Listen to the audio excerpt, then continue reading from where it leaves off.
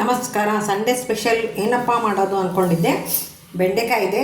ಬೆಂಡೆಕಾಯಿ ಮಸಾಲ ಹಾಕಿ ಅದನ್ನು ಫ್ರೈ ಮಾಡಿ ಮೆಣಸಿಕಾಯಿ ಥರ ಕರೆದು ಮತ್ತು ಇನ್ನೊಂದು ಸಲ ಅದನ್ನು ಕರೆದು ಟೊಮೊಟೊ ಸಾಸ್ ಹಾಕ್ಕೊಂಡು ತಿನ್ನುವಂಥ ಒಂದು ಬೋಂಡ ಇದು ನೋಡಿ. ಇಲ್ಲಿ ನಾನು ಒಂದು ಬೌಲ್ ಆಗೋವಷ್ಟು ಕಡಲೆಬೇಳೆ ಹಿಟ್ಟು ತೊಗೊಂಡಿದ್ದೀನಿ. ಅದಕ್ಕೆ ಒಂದು ಚಿಟಿಕೆ ಅರಿಶಿನ ಹಾಕ್ತಾಯಿದ್ದೀನಿ.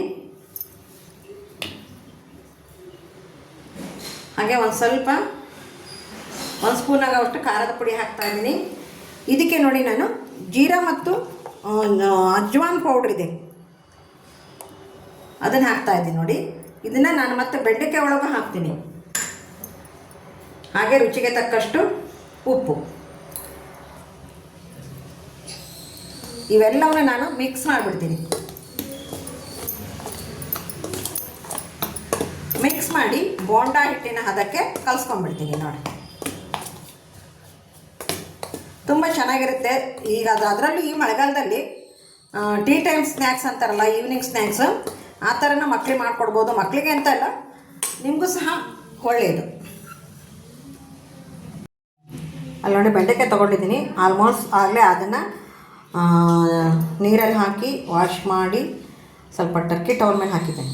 ಕಾಟನ್ ಟವಲ್ ಇರುತ್ತಲ್ಲ ಅದರಲ್ಲಿ ಹಾಕಿ ಅದನ್ನು ನೀಟಾಗಿ ಸ್ವಲ್ಪ ಒರೆಸ್ಕೋಬೇಕು. ಇಲ್ಲಾಂದರೆ ಅದು ಎಣ್ಣೆಗೆ ಹಾಕಿದ ತಕ್ಷಣ ಏನಾಗುತ್ತೆ, ಸಿಡಿಯುತ್ತೆ ಎಣ್ಣೆ. ನೋಡಿ ನಾನೀಗ ಬೋಂಡ ಸ್ವಲ್ಪನೇ ನೀರು ಹಾಕ್ಕೊಂಡು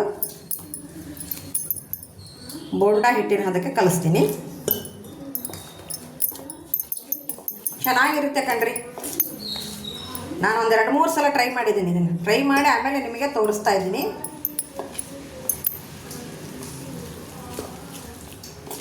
ಕೆಲವರು ಇದಕ್ಕೆ ಹಸಿಮೆಣಸಿಕಾಯಿನ ಹಾಕ್ತಾರೆ.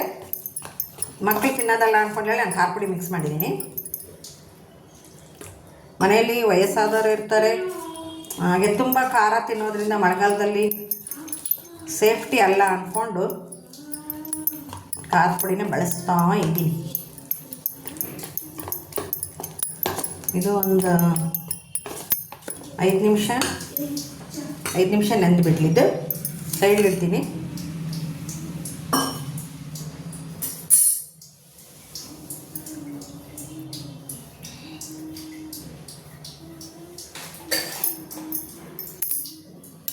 ಓಕೆ ನೋಡಿ, ಸ್ವಲ್ಪ ಇದನ್ನು ಒರೆಸ್ಕೋಬೇಕಾಗುತ್ತೆ. ಸುಮಾರು ಬಜ್ಜಿ ತಿಂದಿರ್ತೀವಿ ನಾವು, ಆದರೆ ಇದು ಒಂದು ಸಲ ಟ್ರೈ ಮಾಡಿ. ಯಾಕಂದರೆ ಬೆಂಡೆಕಾಯಿ ತಿನ್ನೋದ್ರಿಂದ ದೇಹಕ್ಕೆ ಒಳ್ಳೆಯದಲ್ವ, ಕಣ್ಣಿಗಂತಕ್ಕೂ ಒಳ್ಳೆಯದು.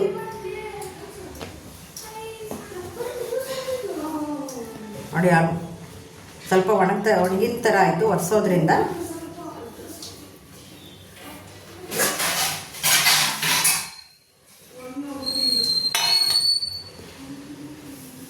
ಈಗ ನಾನು ಇದನ್ನು ಮೊದಲು ಕಟ್ ಮಾಡ್ತೀನಿ ನೋಡಿ. ನೀವು ಮೊದಲು ಕಟ್ಟಾದರೂ ಮಾಡಿ, ಇಲ್ಲ ಹಾಗೇನಾದರೂ ಇಟ್ಕೊಳ್ಳಿ. ಬಟ್ ಮೊದಲು ಕಟ್ ಮಾಡಿದೆ ಅಂತಂದರೆ ಏನೋ ಒಂಥರ ಚೆನ್ನಾಗಿರುತ್ತೆ ಅಷ್ಟೇ. ಇದನ್ನು ಮಧ್ಯಾಹ್ನ ನೀವು ಸೀಳಬೇಕಾಗತ್ತೆ.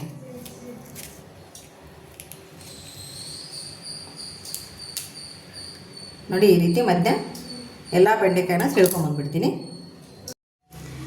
ನಾನು ಬೆಂಡೆಕಾಯಿ ಒಳಗೆ ತುಂಬಲಿಕ್ಕೆ ಅದು ಮನೆಯಲ್ಲಿ ಗುರಾಳ್ ಪುಡಿ, ಮನೆಯಲ್ಲಿ ಮಾಡಿರ್ತಕ್ಕಂಥ ಗುರಾಳ್ ಪುಡಿ, ಜೀರಾ ಮತ್ತು ಕೊತ್ತಂಬರಿ ಕಾಳು ಪೌಡ್ರ್ ಹಾಕಿದ್ದೀನಿ. ನಾನು ಇದಕ್ಕೆ ಧನಿಯಾ ಮತ್ತು ಜೀರಾ ಪೌಡ್ರ್ ಹಾಕಿದ್ದೀನಿ. ಹಾಗೆ ಸ್ವಲ್ಪ ಖಾರದ ಪುಡಿ ಹಾಕಿದ್ದೀನಿ. ಒಂದು ಚಿಟಿಕೆ ಉಪ್ಪು, ಯಾಕಂದರೆ ಅದರಲ್ಲಿ ಹಿಟ್ಟಲ್ಲಿ ಕಲಸಿರ್ತೀವಲ್ಲ, ಮತ್ತು ಉಪ್ಪು ಆಗಬಾರ್ದು ಅಂದ್ಕೊಂಡೇಳಿ ಒಂದೇ ಚಿಟಿಕೆ ಉಪ್ಪು ಹಾಕಿ ಇದನ್ನೆಲ್ಲ ಮಿಕ್ಸ್ ಮಾಡಿಬಿಡ್ತೀನಿ ನೋಡಿ.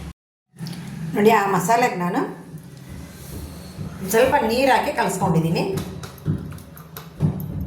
ಈಗ ಇದನ್ನು ಬೆಂಡೆಕಾಯಿ ಒಳಗೆ ಫ್ರೈ ಮಾಡಿಬಿಡ್ತೀನಿ.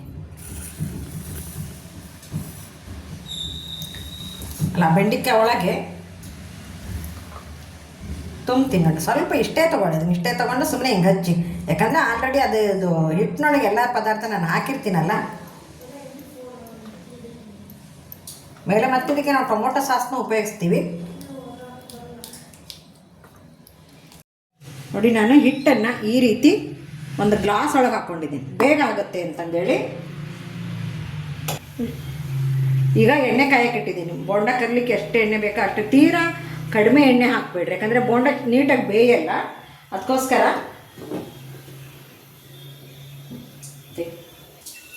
ಇಲ್ಲಿ ಮಸಾಲೆ ತುಂಬಿರ್ತಕ್ಕಂಥ ಬೆಂಡೆಕಾಯಿನ ಸಹ ಇಟ್ಕೊಂಡಿದ್ದೀನಿ. ಬನ್ನಿ ಈಗ ಬೋಂಡ ಯಾವ ರೀತಿ ಮಾಡೋದಂತ ತೋರಿಸ್ತೀನಿ. ಈ ಲೋಟದಲ್ಲಿ ಎದ್ದು ನೋಡಿ, ಈ ರೀತಿ ಎದ್ದು ಹಿಂಗೆ ಹಾಕೋದಷ್ಟೇ ಕೆಲಸ. ಚೆನ್ನಾಗಿ ಬರುತ್ತೆ. ತೀರಾ ನಮಗೆ ಹಾಗೆ ಕಲಿಸಿ ಹಾಕ್ತೀವಿ ಅನ್ನೋರು ಸಹ ಟ್ರೈ ಮಾಡ್ಬೋದು, ಅದರಲ್ಲೇನು ತಪ್ಪಿಲ್ಲ.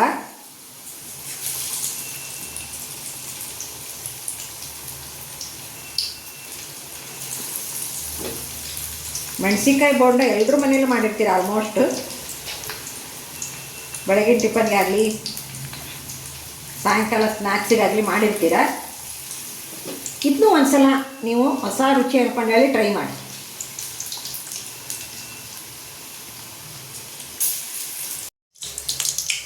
ಈಗ ನೋಡಿ, ನಿಧಾನಕ್ಕೆ ಇದನ್ನು ಉಲ್ಟಾ ಮಾಡಿ.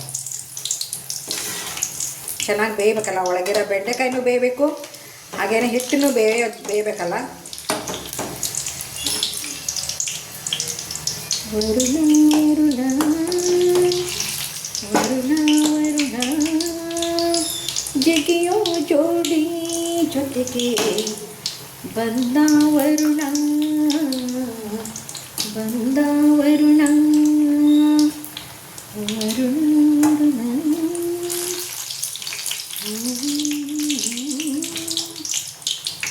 ಜಗಿಯೋ ಜೋಡಿ ಜೊತೆಗೆ ಬಂದ ವರುಣ.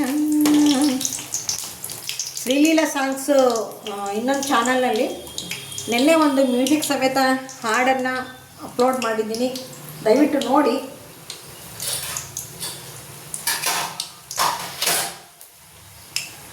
ಈಗ ಇದನ್ನು ಒಂದು ತಟ್ಟೆಗೆ ತೆಗೆದುಬಿಡ್ತೀನಿ. ನೋಡಿ ಹೇಗೆ ಬಂದಿದೆ ನೋಡಿ, ಸೂಪರಾಗಿ ಕಾಣಿಸ್ತಲ್ಲ. ಇದು ನೋಡಿ ನೆಕ್ಸ್ಟ್ ಬ್ಯಾಚು ಒಂದು ಸಲ ಹಾಕಿ ತೆಗೆದಿದ್ದೀನಿ. ಇದು ಎರಡನೇದಿದು. ಇದನ್ನೂ ಆಗಲೇ ಬೆಂದಿದೆ.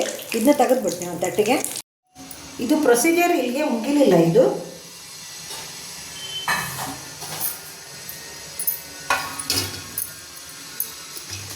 ಈಗ ಇದನ್ನು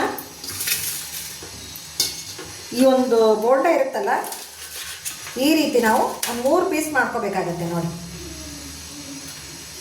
3 ಆಗಲಿ 2 ಆಗಲಿ ಪೀಸ್ ಮಾಡ್ಕೋಬೇಕಾಗಿತ್ತು. ಅವನೇ ಕರೆದವನೇ. ನಿಮಗೆ ಚಾಕುದಲ್ಲಿ ಸರಿ ಹೋಗಲಿಲ್ಲ ಅಂತಂದರೆ ನೋಡಿ, ಈ ಥರ ಕತ್ರಿಲ್ಲ ಕಟ್ ಮಾಡ್ಕೊಂಬಿಡಿ. ನಿಮ್ಗೆ ಯಾವ ಸೈಜ್ ಬೇಕು ಆ ಸೈಜ್. ಕತ್ರಿಲ್ಲ ಆದರೆ ನೋಡಿ, ನಾನು ಚಾಕುದಲ್ಲಿ ಕಟ್ ಮಾಡೋಕ್ಕೆ ಹೋದೆ, ಸರಿ ಅನಿಸ್ಲಿಲ್ಲ. ನೀಟಾಗಿ ಬರುತ್ತೆ ನೋಡಿ. ನನ್ನನ್ನು ಅಪ್ಪಿದಾಗಲೇ ಅಬ್ಬಬ್ಬ ಬಾಳೆಂತ ಸುಂದರ, ನನ್ನ ಮನದಲ್ಲಿ ಆತರ, ನನ್ನ ಕಣ್ಣಲ್ಲಿ ಕಾತರ. ನೋಡಿಪ್ಪ, ಇಷ್ಟ ಆಯಿತು. ಪೀಸ್ ಇಷ್ಟ ಆಯಿತು. ಮತ್ತೊಮ್ಮೆ ಇದನ್ನು ಕರಿಬೇಕಾಗತ್ತೆ ನಾವು. ನೋಡಿ, ಅದೇ ಎಣ್ಣೆಲೆ ನಾನು ಮತ್ತೊಮ್ಮೆ ಇವನ್ನೆಲ್ಲವನ್ನು ನಿಧಾನಕ್ಕೆ ಹಾಕೋಣ. ಮತ್ತು ಎಣ್ಣೆ ಸಿಡ್ಗಿಡ್ದಿದ್ದು ಹುಷಾರಿ. ಸ್ವಲ್ಪ ಇದು ಏನಾಗಬೇಕು ಗೊತ್ತಾ, ರೋಸ್ಟ್ ಥರ ಆಗಬೇಕಿದೆ.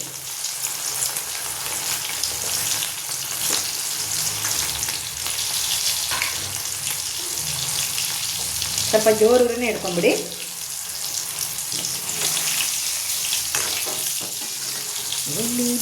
ನಾ ಬಂದಿ ಸುಖವಾನ ಮೊಗ್ಗಿಂದು ಹೂವಾಗಿದೆ,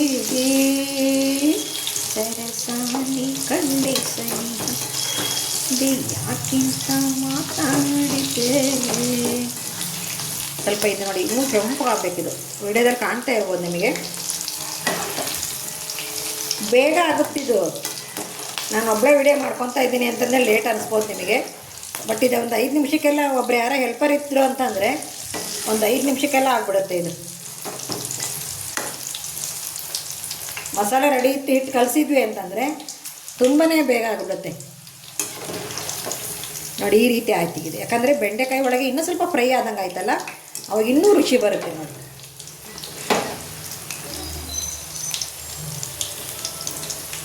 ಅವಾಗ ಏನಾಗುತ್ತೆ, ಬೆಂಡೆಕಾಯಿ ಒಂಥರ ಕುರುಕುರು ಅನ್ನುತ್ತೆ.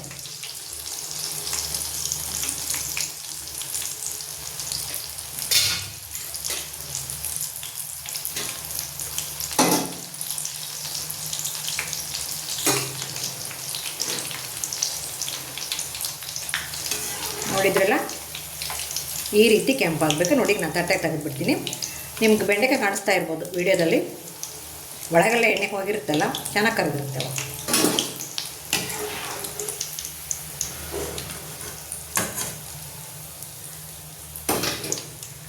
ನಿಮಗೆ ಅನಿಸ್ಬೋದು ರೇಚಿಗೆ ಅಂತ. ರೇಚಿಗೆ ಆಗಲ್ಲ ಇದು. ಬೇಗ ಮೆಣಸಿನ್ಕಾಯಿ ಕೆಳಗಡೆ ಹಾಕಿ ಒಬ್ರು ಯಾರಾದ್ರೂ ಕಟ್ ಮಾಡೋರು ಇದ್ರು ಅಂತಂದರೆ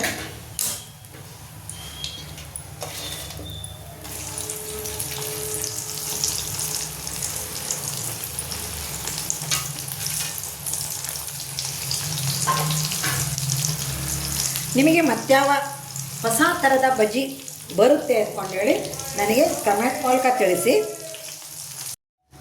ನೋಡಿ ಈ ರೀತಿ ಈ ಥರ ಆಗಿದೆ. ಬನ್ನಿ ಸರ್ವ್ ಮಾಡಿಬಿಡೋಣ. ನೋಡಿ ಸ್ನೇಹಿತರೆ, ಸರ್ವ್ಗೆ ಇವತ್ತು ಮಂಡಕ್ಕಿ ಒಗ್ಗರಣೆ ಮಾಡಿದ್ವಿ. ನೀವೇನಂತೀರ? ಆಮೇಲೆ ಬೇಯಿಸಿದ ಮಂಡಕ್ಕಿ ಅಂತೀವಿ, ಕೆಲವು ಕಡೆಗೆ ಮಂಡಕ್ಕಿ ಒಗ್ಗರಣೆನೂ ಅಂತಾರೆ. ಅದ್ರ ಜೊತೆಗೆ ಸೈಡ್ ಸ್ನ್ಯಾಕ್ಸ್ ಆಗಿ ಬೆಂಡೆಕಾಯಿ ಬೋಂಡ ಮತ್ತು ನೋಡಿ ಟೊಮೊಟೊ ಸಾಸ್ ಹಾಕಿದ್ದೀನಿ. ಇಲ್ಲಿಗೆ ಈ ವಿಡಿಯೋ ಮುಗಿಸ್ತಾ ಇದ್ದೀನಿ ಸ್ನೇಹಿತರೆ. ಎಲ್ಲರಿಗೂ ನಮಸ್ಕಾರ, ಎಲ್ಲರಿಗೂ ಧನ್ಯವಾದಗಳು. ದಯವಿಟ್ಟು ಲಾಂಗ್ ವಿಡಿಯೋ ನೋಡುವಾಗ ಹೈಪ್ ಅಂತ ಬಟನ್ ಬರುತ್ತೆ, ಅದನ್ನು ಪ್ರೆಸ್ ಮಾಡಿ ನನಗೆ ಹೆಚ್ಚು ಪಾಯಿಂಟ್ ಸಿಗುತ್ತೆ ಅಂತ ಹೇಳ್ತಾ ಎಲ್ಲರಿಗೂ ಧನ್ಯವಾದಗಳನ್ನ ಅರ್ಪಿಸ್ತಾ ಇದ್ದೀನಿ.